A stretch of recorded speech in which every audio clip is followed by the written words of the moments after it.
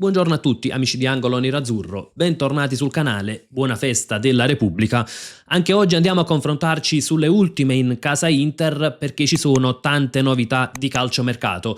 Tra i vari quotidiani sportivi e le testate giornalistiche ci sono aggiornamenti relativi ai nomi di Palestra, Solé, ma non solo, anche sul nome di Dumfries, Bissek, Ndicà, Carlos Augusto, De Vrij, insomma ci sono davvero tante novità, tante ultime notizie da riepilogare e da analizzare, commentare insieme.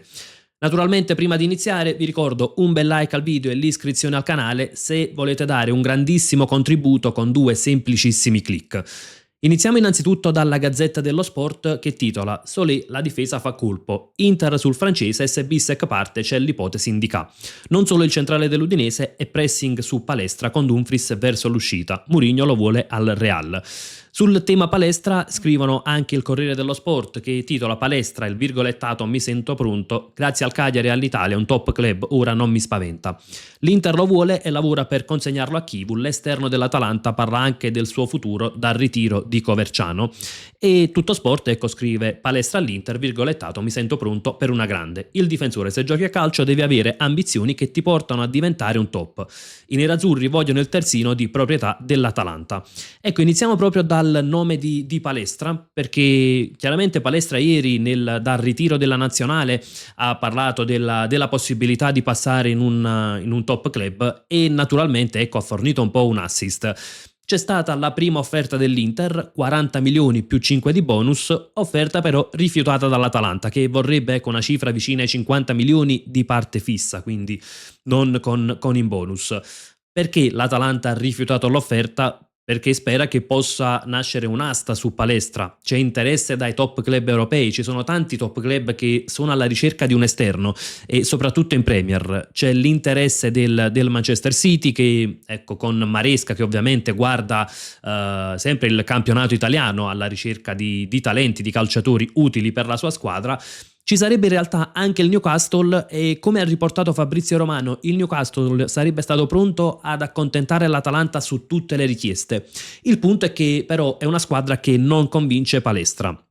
Fatto sta che ci troviamo nuovamente in una situazione molto simile a quella di Lookman dello scorso anno. Perché nei giorni scorsi è stato riportato l'Atalanta non farà muro, non si ripeterà la stessa situazione, però insomma poi nei fatti il modo di operare dell'Atalanta quando si tratta di cedere è molto spesso simile, perché anche lo scorso anno ci fu l'offerta da 40 più bonus per Lookman, l'Atalanta rifiuta alla ricerca di un'offerta superiore e nella speranza che potesse arrivare un top club europeo. Poi finì per cederlo a gennaio addirittura per meno di quanto offriva l'Inter, però ci ritroviamo nuovamente nella stessa situazione, 40 più 5 di bonus non bastano, serve un'offerta vicina ai 50 milioni e ci sono interessi dei top club europei. Io immagino che se il City volesse provare l'affondo non avrebbe grosse difficoltà a prendere Palestra e da qui secondo me c'è la necessità di trovare anche un piano B. Palestra deve essere una priorità, però non a cifre esagerate, perché è chiaro che se l'Atalanta vuole 50 milioni di parte fissa probabilmente ad accontentarla sarà più un club della Premier che la nostra Inter. E quindi il punto è che, mentre lo scorso anno Lookman era quella possibilità di cambiare il modo di giocare, quest'anno un esterno destro all'Inter serve, soprattutto se dovesse partire Dumfries, quindi non ci si può far trovare impreparati nel caso in cui Palestra non dovesse venire all'Inter, nel caso in cui non si trovasse l'accordo con l'Atalanta, il che non è un'ipotesi poi così remota, vedendo come agiscono i percassi. E ovviamente non è semplice trovare un quinto perché in Europa non ci sono tante squadre che giocano col quinto, molto spesso si finisce per prendere un terzino della difesa a 4 e poi adattarlo come fu con Dumfries, o in altre occasioni secondo me è anche più complicato da fare prendere un esterno alto e adattarlo.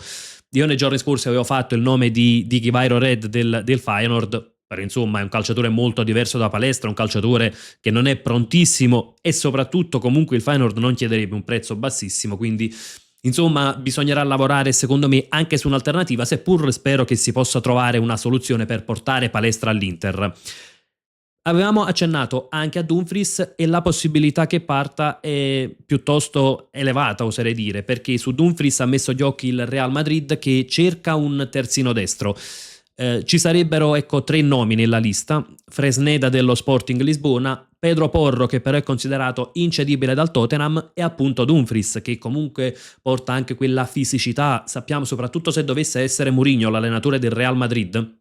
E su questo, insomma, la definizione arriverà il 7 giugno perché ci sono le elezioni presidenziali. Se vince Florentino Perez porterà Mourinho sulla panchina del Real. Sappiamo che ha una predilezione per i calciatori ecco, fisici e quindi Dumfries potrebbe abbinarsi a quel modo di giocare. C'è anche una precisazione da parte di Fabrizio Romano sulla clausola perché si parla sempre di 25 milioni, in realtà il giornalista ha riportato che la clausola sarebbe leggermente più bassa e quindi insomma non ci sarebbe nessuna trattativa da fare, il Real se punta Dumfries arriverebbe, pagherebbe insomma la clausola e lo porterebbe via. E a quanto riporta la Gazzetta dello Sport, Dumfries vorrebbe esercitare la clausola quest'anno, quindi ecco c'è stato qualcuno che magari anche nei commenti di ieri ha ipotizzato la possibilità di rinnovare Dumfries, di eliminare la clausola. Il punto è che probabilmente in questo momento non è assolutamente nei pensieri di Dumfries quello di eliminare la clausola, anche perché in questo momento può essere padrone del proprio futuro e quindi può avere forse l'ultima possibilità di cambiare campionato per un top club e chiaramente non la perderebbe. Forse se eventualmente non dovesse partire a settembre si potrebbe riparlare di un eventuale rinnovo, ma insomma ad oggi è un'ipotesi più che remota.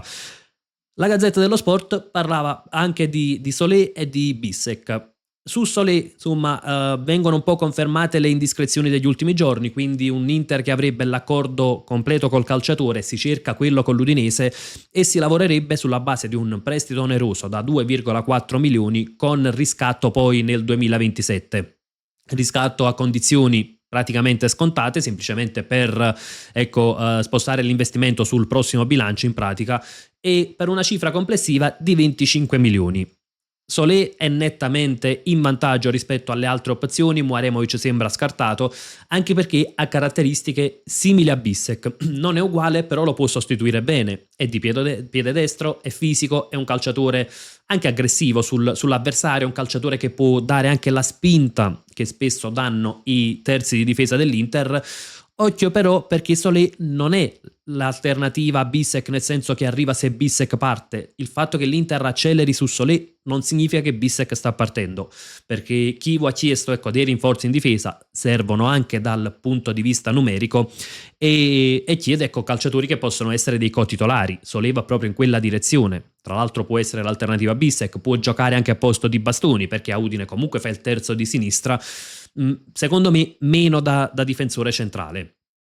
Capitolo difensori, ovviamente c'è il nome di Bissek che viene tenuto in considerazione perché c'è quell'interesse del Bayern che se dovesse concretizzarsi ecco che apre poi altri scenari di mercato. Se davvero il Bayern dovesse fare un'offerta ritenuta accettabile per Bissek, secondo me l'offerta accettabile, visto le cifre che circolano, non sarebbe neanche 40 milioni, ma almeno tra i 45 e i 50. Ecco che l'Inter potrebbe sostituire Bissek con Ndicà, quindi che non andrebbe a prendere il posto, diciamo, tattico di Bissek, ma dal punto di vista numerico, con Akanji dirottato sul centrodestra e Ndicà da centrale. La Roma ha necessità di fare una plusvalenza entro il 30 giugno e quindi si ipotizza che potrebbe cedere Ndicà per una cifra intorno ai 30 milioni. Naturalmente dal mio punto di vista il discorso di Bissek è un discorso un po' più, tra virgolette, remoto, nel senso che non si parla di un'offerta imminente del Bayern, non c'è stato un contatto diretto tra le due società, al momento si parla solo di un interesse e dell'eventuale possibilità di fare plusvalenza, ma non credo che l'Inter spinga per la cessione di Bissek, in primis perché è un titolare, poi è un calciatore dall'ingaggio contenuto, è un calciatore che pesa pochissimo a bilancio, pesa poco più di 3 milioni sul bilancio annuale, quindi è chiaro che è vero che rappresenterebbe una grande plusvalenza, ma allo stesso tempo l'Inter ha costi contenuti per quello che è assolutamente un titolare. Capitolo difesa, c'è anche il nome di De Vrij, è stato proposto il rinnovo annuale al difensore, quindi insomma un po' quello che avevamo già percepito nei giorni scorsi viene confermato. Adesso la palla passa a De Vrij, non sono state riportate cifre, però anche nel suo caso è un rinnovo con cifre più basse rispetto all'ingaggio che ha percepito fino adesso di circa 3 milioni e 8. Il punto è che chiaramente, ecco, io più volte ho riportato che non avrei rinnovato il contratto né a De Vrij né a Mkhitaryan. Su De Vrij qualche diciamo motivazione in più potrebbe esserci, perché chiaramente l'Inter ha necessità di difensori anche dal punto di vista numerico e non sono l'unica priorità di mercato. Rinnovare De Vrij significherebbe quantomeno occupare una casella e poter dirottare l'investimento altrove. Il dubbio principale dal mio punto di vista non è tanto dal punto di vista tecnico, perché per me è un calciatore più che valido e lo ha dimostrato quest'anno, è sul fatto che lo scorso anno Chivu praticamente quasi non vedeva De Vrij, ha giocato solo 7 partite da titolare in Serie A ed era dietro nelle gerarchie. Quest'anno praticamente lo si porta a diventare la prima alternativa, quindi è un po' questo il dubbio, però insomma viste le premesse, visto la necessità di investire anche su altri ruoli, è assolutamente giustificata l'offerta per il rinnovo di De Vrij. Passiamo anche agli altri articoli. La Gazzetta dello Sport scrive: la mossa di Chivu, ora Carlos Augusto è pronto a restare. Ecco, Carlos Augusto è uno dei calciatori che sembrava in partenza perché chiedeva più spazio da titolare. In realtà c'è stata proprio, ecco, un'azione di Chivu, potremmo definire, che ha convinto Carlos Augusto che quindi non dovrebbe partire, e secondo me è un punto importante alla conferma di Carlos Augusto, perché è un calciatore utilissimo all'Inter, che riesce a fare il vice Bastoni, il vice Di Marco, che dà sempre un grandissimo contributo e che, ecco, è anche lui non verrebbe neanche da definire una riserva, davvero un cotitolare, perché comunque ha avuto tanti minuti anche quest'anno ed ha sempre dato un contributo importante, quindi anche da qui passa la costruzione di una grande squadra nell'avere delle alternative assolutamente valide, e dopo il mercato si dovrebbe trattare anche il rinnovo con Carlos Augusto. Quindi su questo ovviamente tanti applausi a Chivu, se è riuscito a convincere l'esterno brasiliano, l'esterno insomma il terzo di difesa, vista la sua duttilità. Passiamo anche al Corriere dello Sport, che scrive: Chivu scatta allora delle scelte, anche Solé per la difesa, Jones o Koné a centrocampo, in attacco si cerca ancora un'alternativa a Nico Paz destinato al Real. Il club nerazzurro ha le idee chiare, adesso deve affondare il colpo. Ecco, in realtà su Jones si è vociferato che proseguono i contatti, c'è ancora distanza con Liverpool, però la sensazione è che sia ancora lui il favorito. Poi se dovesse saltare Jones e la Roma dovesse abbassare un tantino le richieste per Koné, potrebbe cambiare obiettivo l'Inter, ma la mia sensazione è che, ecco, il prescelto a centrocampo sia Jones, e che probabilmente, ecco, forse nei prossimi giorni si proverà anche all'accelerata, si proverà anche a definire l'accordo per portare Curtis Jones al Milano. È anche quello che mi auguro in realtà. C'è poi il capitolo attacco, e ecco, non è un capitolo completamente chiuso con Nico Paz al Real, però lì da quello che si legge, da quello che si vocifera, si attenderà più la fine del mercato per cercare magari quella che può essere un'opportunità di mercato, un calciatore in più da inserire nell'organico, un po' come potrebbe essere Diaby, che secondo tutto mercato web non è completamente uscito dai radar nerazzurri, e ecco, può essere quel calciatore che può dare la possibilità di variare il modulo e quindi di giocare anche con un 3-4-2-1, 3-4-1-2, insomma, però che non sia un titolare fisso. Cioè, nel senso, se l'Inter fosse andato a prendere Nico Paz, ovviamente non sarebbe dispiaciuto a nessuno, però Nico Paz, per l'investimento fatto, doveva essere un titolare inamovibile, e questo portava comunque a cambiare il modo di giocare, cosa che non credo che voglia fare l'Inter nel sistema di gioco di base, ma Chivu magari vuole avere un'alternativa da utilizzare in determinate circostanze o a partita in corso, e quindi ben venga anche attendere verso la fine del mercato, sfruttare qualche opportunità, perché in questo momento l'attaccante, il trequartista, non è una priorità, non è un'esigenza immediata per la rosa dell'Inter.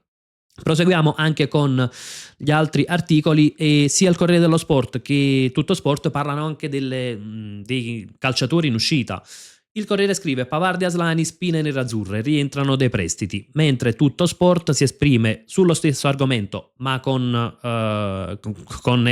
un motivo completamente diverso. Con Frattesi, Aslani e Pavard può arrivare un tesoretto prezioso, le 3 partenze potrebbero fruttare 40-50 milioni.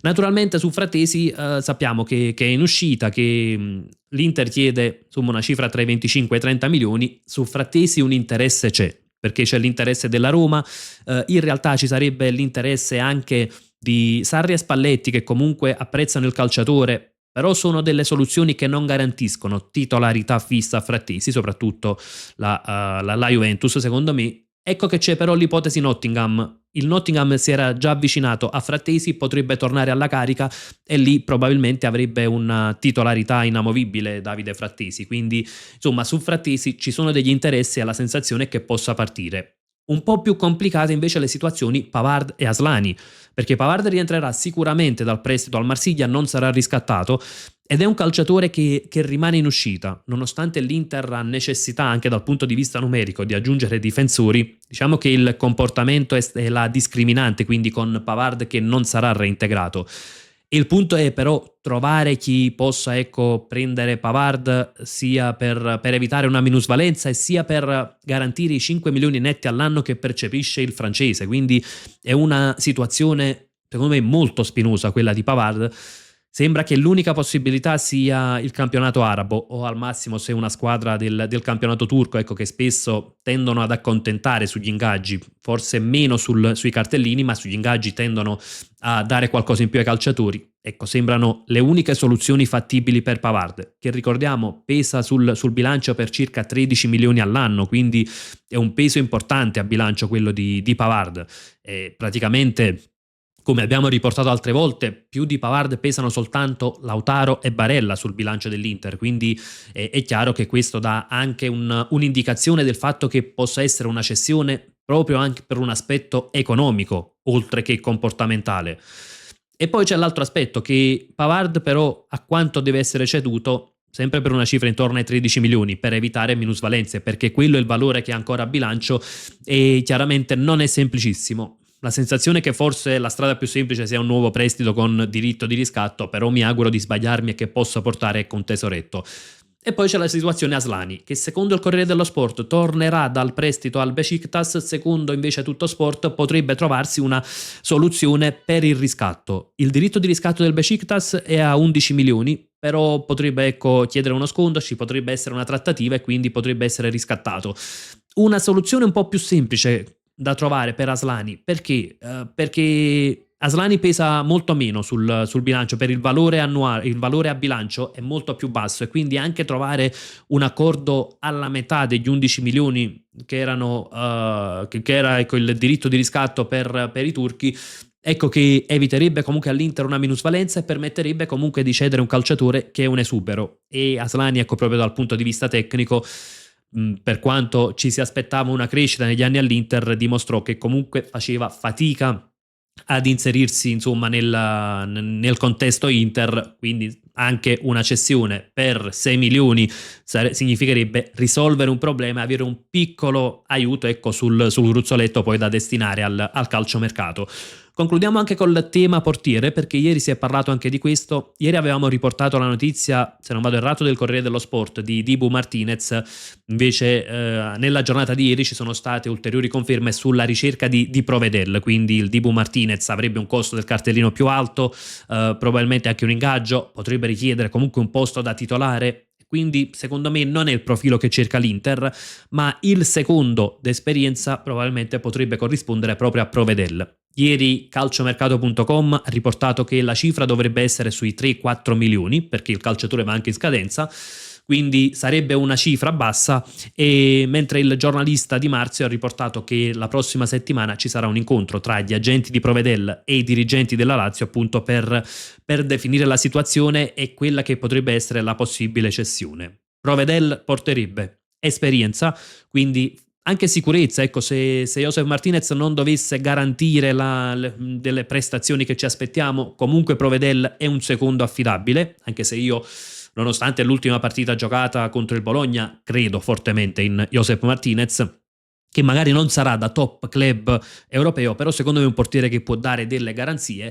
E soprattutto, aspetto da non sottovalutare, Provedel è italiano ed è utile per le liste perché è cresciuto in Italia, quindi nel vivaio italiano, quindi diciamo che Provedel potrebbe essere il nome adatto per il secondo portiere all'Inter. Aspetto anche le vostre considerazioni nei commenti sia sul nome di palestra, secondo voi ecco come andrà a finire questa trattativa, ci sarà un nuovo caso Lookman, bisogna dirottare l'investimento su altri nomi e quindi eventualmente anche quale sarebbe secondo voi l'alternativa a palestra. Ovviamente confrontiamoci anche sul nome di Soler, di Indica, sulle varie conferme, sul rinnovo di De Vrij, insomma su tutto quello che sono tutti quelli che sono gli argomenti di giornata e non solo, insomma su tutto quello che riguarda il mondo nerazzurro. Ed io come sempre vi saluto proprio con un gran bel Forza Inter.